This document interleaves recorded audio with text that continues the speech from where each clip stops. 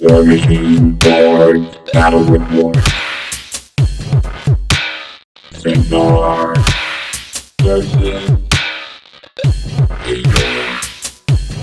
Hi, another back rep. I've got Tees with me. Hello. Who is the Khador player from the little tournament we did a couple of weeks ago, and we played Khador versus Cygnar today.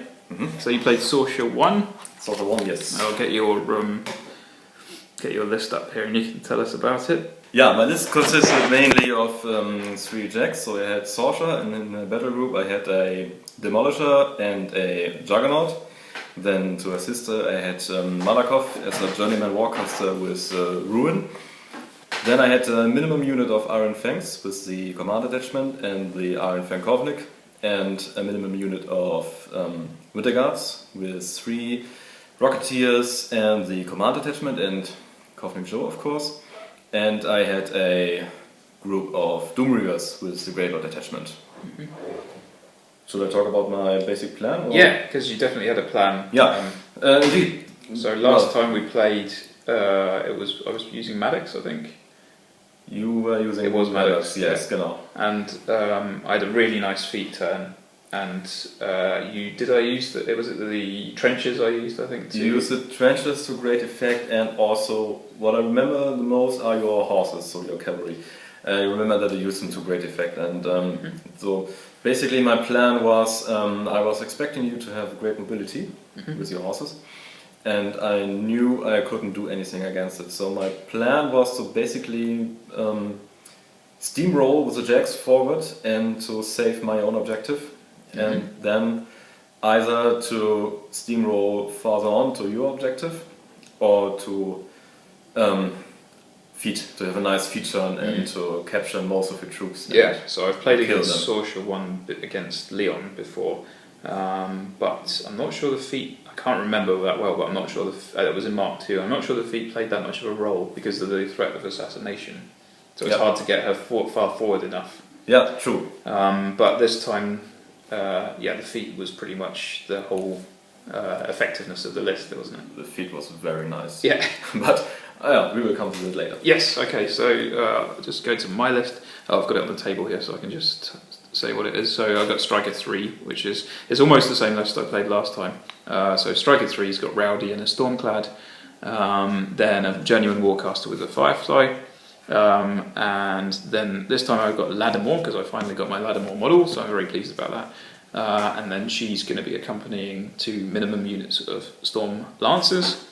And finally I got Finn, and he's got a minimum unit of trenches with the CA and 1 weapon attachment. So that's kind of very similar to what I've been playing recently. And the plan is that the feat turn is just completely brutal, and you do enough damage that you're fast enough because of the Warjacks of Escort, and the Storm Lancers are ridiculous. You've got advanced deployment with the trenches, so it's all very fast, and hopefully can get a nice charge, nice alpha strike, and then make it impossible to recover from that. Yeah, and this was what I feared, and so my plan was to, in any case, feat before Steve can feat. Yeah. So it was important to you to get that feat. So before we started, I'm sure you expected that would be a turn 2 feat. Basically, yes. Yeah. You even said that during the game, and I was thinking, oh no, please don't. So I got the chance to go first. I won the roll off, and then you decided on the side of the table. So you took the side with the smaller forest. Yeah, I was hoping that the forest will hinder your horses. Yes. So when I set up heavily skewed over. So my idea was to pretty much ignore the forest on my side of the table on the right. And then because the Storm Lancers are so fast, they would be able to curve round on the left flank, and then I would have a nice gap with all of your guys all standing nicely to charge through, and hopefully do some damage. Yep. And then I was pretty sure that I wanted the trenches to be against the Winter Guard. I'd already decided that earlier today, and then yeah. Okay. So the trenches got set up after the Winter Guard got set up, and so I put them deliberately in a position where they would be able to do something against them. Yep. So what about your setup? Yeah, I also choose the side I choose because of the trenches. because I expected Steve to do a lot of shooting, and so my plan was to at first to move the Doom Reavers into the trenches. So the crater that you can see on the table was actually a trench. Yeah. And then next to that is another trench, so it's like a big area of trench. Yeah, we declared that as a trench. So the Doom Reavers would get +4 on their defense. Against shooting. Against shooting, yeah, right. And I expected them to be pretty much invincible against his shooting army. And then I also let Sorscha cast Fog of War on my first turn. It's a really great spell. Oh, we're not discussing the first turn right now, are we? Oh no, just your setup. So we don't. Yeah, but exactly. it was my plan anyway to cast okay. Fog of War, so to also save the rest of my army. So you need her to be in the middle, centrally. Basically, yes.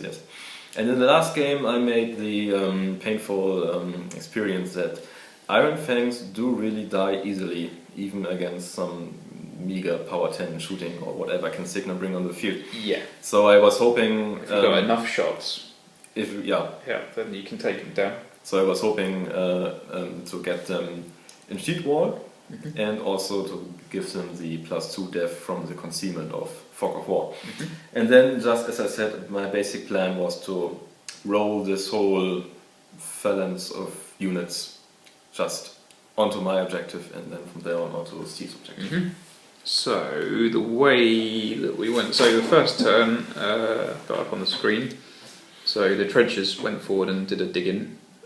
So that's stopped them from getting nasty rockets to the face from the Winter Guard, and also they're nice and far away from any of your other shooting. So Stryker just went up and stood next to the objective, and Rowdy followed him up behind. The Stormclad did a run, because they both got escort on, so they can get quite a long way up the board. So the Stormclad got ready to do a charge on my following turn.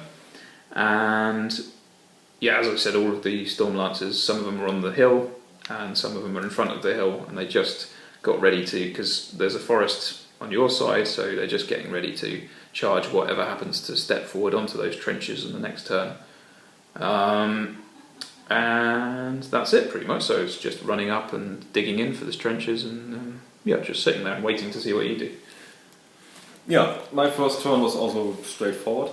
I run the Doom Reavers into the trenches, as I said, cast Fog of War, move the Jack ups, and then I move the Iron Fangs up the board, and then I immediately, so I let them normally advance, and then I use their mini feat, so they get reposition 5 through their mini feat, and then they end up automatically in shield wall.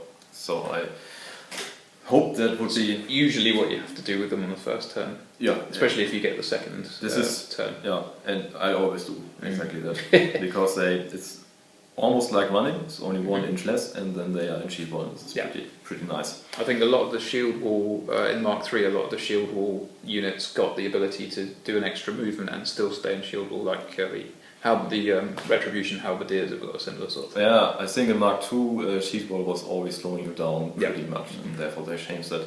That's quite nice. Yeah.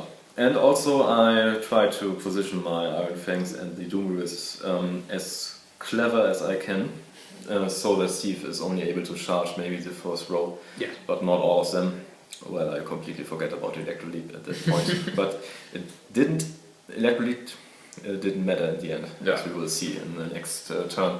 Yeah, and then the Winter Guard, I was thinking about maybe not letting them run, but letting them advance and shoot some rockets, but then I saw, well, they are digging anyway, and I probably won't hit them, so I didn't. So the rockets, when they're dug in, they don't get blast damage, so the rockets don't do anything. Yeah, and with RUT 5, the Winter Guard isn't hitting them anyway. So, that was my turn. So, like you said, the way you moved up was actually quite good, because the Storm Lancers couldn't charge through the forest on your side of the table. So they couldn't get line of sight, so they would have to charge across the table towards the right hand side, and they'd really only catch a couple of Doom Reavers if they did that. Yeah. So I decided that now that you've said that, I think the Force really saved me on that turn. Yeah, definitely, because I would have taken down the Iron Fangs with one of my units of Storm Lancers. True. So yeah, the forest, and you having Pathfinder meant that you would be able to advance through it on the next turn. So I had to be aware of that. So the Storm Lancers didn't move too much, but I'm getting ahead of myself, because the first thing I did was move Finn, and he charged one of your Doom Reavers, and then because of his ridiculous rules, he munched his way through like six or seven guys. So he took out most of the Doom Reavers and their unit attachment. He killed 4 Doom Reavers, he killed the Grey Lord, and then he killed half of the Winter Guards. Yeah. And he almost killed Covenant Joe. So you had Covenant Joe had tough on the Winter Guard, and the Doom Reavers have tough. All the models had tough and they couldn't. But he has grievous wounds, so no tough. So yeah, he just munched through. It was crazy. And I must say, I didn't expect that at all. Yeah, so he's the kind of guy that you concentrate on killing early on. If you've played against him once before, that's enough to try and kill him probably on the next turn. So Bent's already worked out how to counter him, which I don't like. Yeah. But one has to say, you had also ridiculously luck. And he gets those 2 attacks, so even if you miss you even missed one, and then you had the other one. Yeah, so you can just keep going. That's crazy. So he ended up in base contact with Covenant Joe and the Winter Guard. Yeah, so that was great. And the trenches just did a couple of shots. Your guys had concealment, so it was quite hard to hit. But there was enough shots to take out a couple of guys. I think 5 Winter Guards were left at that point. Yeah, so you rolled some toughs, but then once they're knocked down, they're much easier to hit. Right. So that made a big difference. I took a special photo of Finn on his own at the end of his run. I don't want to see that. And what else? So the trenches did a cautious advance, stayed dug in and shot some Winter Guard. Then so I was in a bit of a slightly tricky position in that I didn't want to charge with my Storm Lancers. As I said earlier, they couldn't charge far enough to do anything. So I didn't want to do that, and I didn't want to put them in a position where they could just be charged by you. So they hung back and they sat on the hill. Lattimore, I think, popped her head out and shot a couple of Iron Fangs. One or 2, I think. She shot the Stormclad in the back, that's right. So the Stormclad charged. Oh, yeah. He took out like 3 Iron Fangs. And then Lattimore was able to shoot him in the back and electrolute. And I think 2 of them died then. Yeah, so that was a really nice thing to get past line of sight and to get past high defense, is to just shoot your lightning immune guys in the back. Really nasty. Stryker and Rowdy just advanced up and made sure they're in base contact with each other. I think this was the point where you thought about feeding, so using your feet, but... so your guys, all of your stuff was too far away to feed on that turn, so no feed. And I think if we played the game again, I probably would do the same thing. I don't feel like I should have run all of the Storm Lancers like all the way up. Maybe I could have done. Maybe I could have just put 2 like really far in and then just left the rest back. Yeah, kind of a meat shield for the rest of the unit. Yeah. Sort of holding back a little bit. I've got one of the flags under control with Lattimore, but I couldn't score because it wasn't scoring didn't start at that point. The other flag is being contested by one of my guys, so I felt like I had reasonable control of the board, and I was ready to, the Stormclad was ready to bait out your jacks and put them in charge range for the next turn. So now you can explain why that didn't work. When my turn started, I was thinking, wow, I have basically no models left, or sword fed at least. But I was thinking, okay, he will definitely feed on his next turn, so I have to feed now. And so I was thinking, what can I do? I measured a bit, and then I realized, okay, I can advance Sorscha 6 inches into the trench in the middle, and when I feed, basically I think like 80% of your army was inside her control range. It was, I think 6 or 7 models that weren't. Yeah, and she had pretty much all of them in her line of sight, so I did exactly that. Yeah. I moved the Demolisher up, so he wouldn't be in her way. He shot at your Firefly, I think. Yeah, that's right. He did some big damage as well.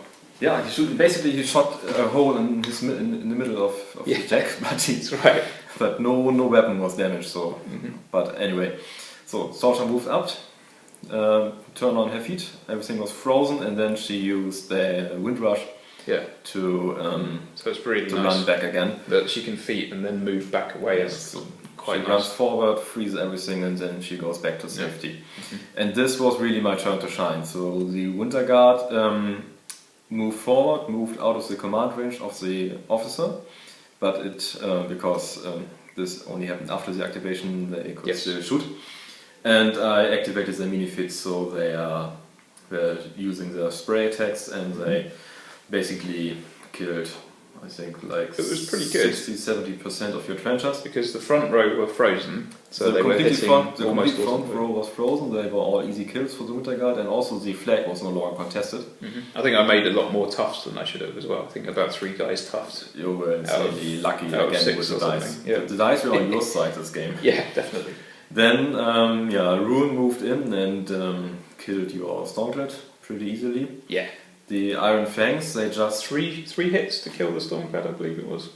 I think you had a focus left at the end of it. Yeah, 3 hits. And the last hit only took out, I think, 2 or 3 damage boxes. Yeah, that's right. I mean, Rune was the whole time under red line from Malakoff, so he has power plus strength 21, it's ridiculous. It's Mud 8, and it was frozen anyway, so no problem. He took 3 damage because of it. Yeah, 3 damage to red line. But a Khador Jack can cope with that. Yeah. And then what happened? Yes, the Iron Fangs moved up, but they didn't do any damage because they had no line of sight through the forest, so I decided just to engage your horses. Yep. So that you can't move freely around the next turn, but you couldn't do that anyway because they were frozen. Yeah, but it was nice to get them engaged and then have an extra turn to kill them on the next turn. True. And the Juggernaut moved up and contested the flag, so I got 1 victory point.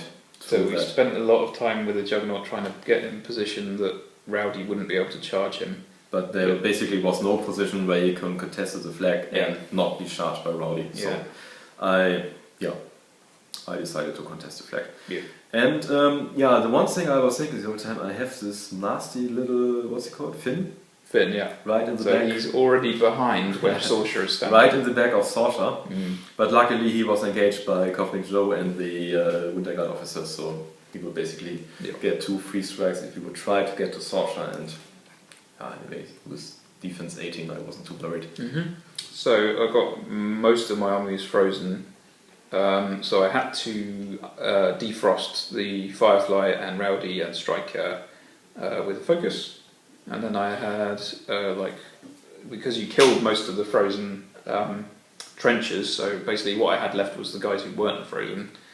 And then, 2 of the Storm Lancers weren't frozen, and then that was it. So all I could do was, as I said, unfreeze the Jacks and Stryker, and then just do a little bit with the other 2 guys. So usually I would have been feating and charging your Jacks with Storm Lancers and probably doing enough damage that 2 of the Jacks would have gone down, and I think this wouldn't have been a problem for you.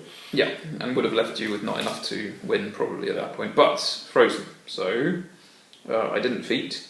Then the trenches on the right managed to almost finish off the remaining Winter Guard with a couple of melee attacks. Yeah, one funny thing happened because you killed the officer before that. Oh yeah. And because you killed the officers, the Winter Guard had their leader as the new commander, and they were suddenly again in the So if I hadn't have killed the officer with Finn, right, which is what I also did, then they wouldn't have been allowed to activate on the next. They would have taken 3 strikes. Yes. But it didn't make that much of a difference in the end. You killed them anyway, so... Yeah, so they died. Except one of them was left, so possibly. But it was too important to me to use Finn to get him free, because he was engaged by Joe and the unit leader. Yes. But he killed both of those on his turn, and then sat inside the trench to stop Sorscha shooting him on the next turn.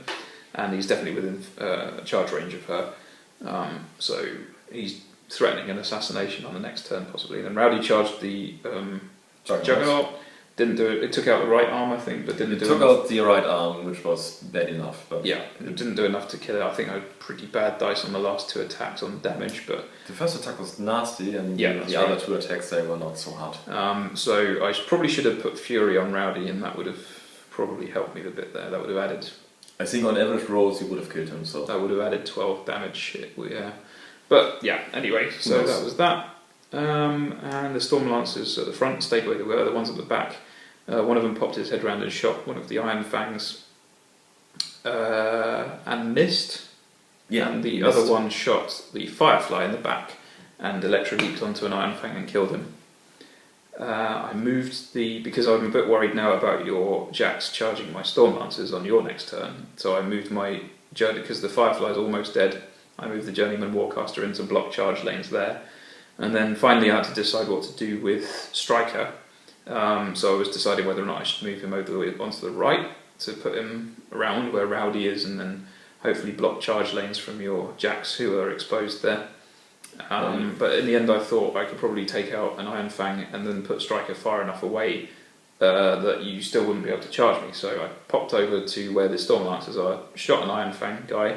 Did I kill him? I think yes. Yeah, killed him. And then used a reposition to put myself back on the other side of the objective. And I think I was about 10 inches or more away from the Demolisher. Yes. Which probably put me about 12 inches away from Ruin. Something like that. I think quite a safe distance. One would say a safe distance. Yeah. You took a lot of time deciding where to put Stryker, and while you were doing it, I got an idea how to win this game. So the way things look at the moment, I still haven't feated. I've got almost all of my Storm Lancers. I've got Ladder More. It looks pretty bad for me. I've blocked charge lanes, and I think my guy's too far away to be assassinated. So I'm feeling pretty smug at that point. And you have so much damage potential on the field. Yeah. But then I saw Ruin standing there, and as I said, Ruin had Red Line on him from Malakov, which gives him +2 speed. Yeah. And Sorscha has Boundless Charge, which she can cast on any model she likes, so it doesn't have to be in her battle group. Yeah. It doesn't even have to be a Warjack. It doesn't even have to be. She can't even cast it on herself, which gives her 19-inch threat range. Sorry. And with Ruin and Red Line and Boundless Charge, he has 4, 6, Reach. 8, +3, 11, plus Reach, so basically 13-inch threat range. Yeah. Which Stephen didn't anticipate it. No. Which I probably wouldn't have also, but yeah. Yeah, so I just did 2 things. I activated the Demolisher first because I had to get rid of the Firefly. Yeah. Because he couldn't have stopped Ruin. But he was already his weapon arm was crippled. So But he was in the way anyway, and I wanted to be completely safe. So I killed the Firefly and the Journeyman Warcaster with the Demolisher. The Demolisher was in the way of the... Right, of course. So the Demolisher was in the way. So he had to move anyway. Yeah. Then I activated Sorscha, cast the Bound of Charge on Ruin, and then I just to be safe, because if this wouldn't have worked out in the end, I would have probably lost the game. So yeah, I think you were pretty open for assassination from a few different ways. Totally. So like even with Rowdy, I probably might have been able to charge. Yeah. Anyway, I casted Windrush again to get to the 18 defense, and then I charged Flynn with her and luckily killed him. But it didn't matter in the end anyway, because Ruin was able to charge Stryker, and I think he killed him in 2 blows. Yeah, he took out 17 boxes with the charge. Right, and only 1 box was left, and then so he couldn't really. I mean, it was possible that you could have rolled terribly for 3 times in a row. Would have been possible, yes, but not that likely. I mean, Ruin is a really nice deck because it's a really high mat, so mat 8. Yeah, he's the Khador version of Rowdy. Yeah, exactly. Yeah, nice mat 8 and with a powerful weapon, and they're slow, but they could be buffed. Yes. So that was a big assassination, sort of out of nowhere, and it was quite good. Yeah. No, Steve, you won the game. Come on. No, you assassinations won the game. are what? Why? No, you won the game. Why? What have you forgotten? I broke the rules. Oh, you heard it here first, people.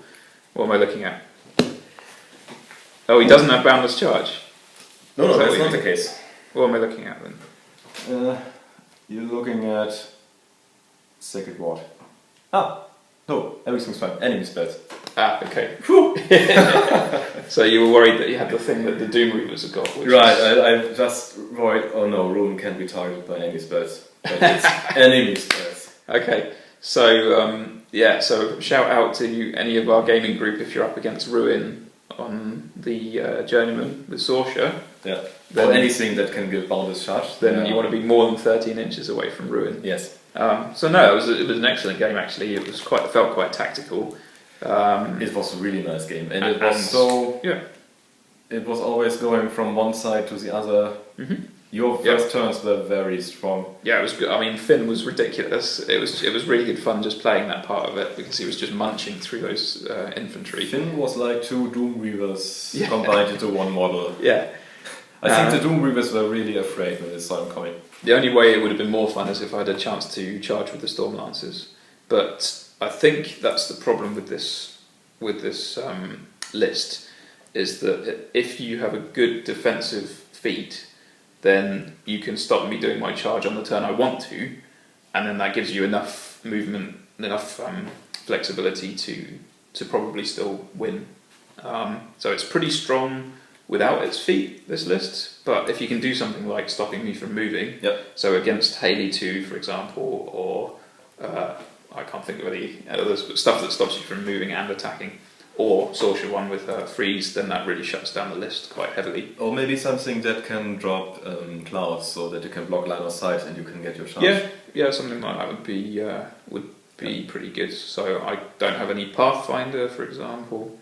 I think what really helped me in this game was, for one thing, the forest, which blocked your horses, and the other thing, I forgot. What was I going to say? Well, the trenches did a lot against most shoots, so it stopped me from trying to shoot you at all in the second turn. Yeah. So if the trenches weren't there, then my trenchers would have been able to shoot your Doom Reavers to pieces, and all of the Electro Leaps from everything would have been fantastic. So the trenches, you definitely picked the right side of the board for your army. Yeah. And I think if I had chosen sides, I might still have chosen the side I was on. Really? Without thinking about the huge bonus you get from the trenches, you still had a hill. That's right. Maybe you're right. Maybe I should have. If I'd got second turn, maybe I would have been on the other side. But yeah, I felt like if you hadn't have done that feat at exactly the right time, then I would have got my charge and would have done enough, basically kill Ruin and the Demolisher, and then that would have been enough to swing it far enough in my way, in my favour. Those were basically my thoughts when I saw your list. So I thought your feat turn is horrible, insane, horrible from my side, and also your mobility. So basically you can position yourself wherever you want with your horses. Mm-hmm. They are so fast. Yeah. You can threaten the objective. You can threaten my jacks. They are. I mean, even without feats, they're pretty powerful on their charge, right? Yes. I think +2 on the power. Yeah, so it's power 15s, and when cavalry charges, you get 3 dice to the attack roll. So it's basically a weapon master on the charge. No, 3 for the attack. For the attack, okay. Yeah, so you definitely hit most things, even with defense bonuses. Yeah, and especially the things you want to hit. You want to hit the jacks, and those you hit in any case. Basically. So against Khador jacks, you kind of want them to have Fury, which puts them up to power 18. That would be quite nice. Against most other factions, you're just happy with power 15 because you've got 3 dice. That's nice. And then you've got all of the shooting, you've got your mount attacks, you've got your Electro Leaps that are killing all the infantry all around it. So yeah, they're great. And there's a reason why almost every Cygnar list you see has got like at least a minimum unit of them. But they are expensive. Like, I don't know, 10 points for minimum unit or 12. In fact, yeah. So they're 4 points per model. It doesn't matter if you get the larger or smaller one. So it's they're worth it. Definitely. So final thoughts would be that my list against your list probably is at a disadvantage. Probably because of Sorscha's feat. Yeah, because she's able to move and then move feet and then move back. Yeah. And because the feat completely shuts down everything I've got. I mean, the feat is exceptionally powerful because you lose basically 2 turns. Yeah. Through being, or not, you don't lose two turns, but I get 2 turns where I can do whatever I want. Yeah. In the feat turn, everything is frozen, and in the turn after that, everything is still in place. I guess you might, in a mirror matchup, if you're against Khador, then that wouldn't be any good because a lot of the jacks would have. I suppose the jacks can shake it, the effect anyway. Jacks can shake it, but surprisingly few models of Khador have immunity cold. Okay. So it's not like your models, which are basically all of them have immunity to electricity. Yeah, so yeah. On Khador, that's not really the case. Mm-hmm. So so I felt like today I used my repositions quite well. So I didn't forget to do it, and it was quite useful. and I felt like doing nasty things like shooting my own guys in the back to electro leap to kill your guys. I felt that's a nice trick that I kind of feel like I've learned to do now. So this was really effective. I mean, you killed like 5, 6 Iron Fangs by shooting your own guys. Yeah, really good. It was very well played and good fun. So I think we should leave it there. We're already at half an hour, so we should leave it there. We should leave it. Nobody wants to listen to our battle. Yeah. All right. See you next time. See you.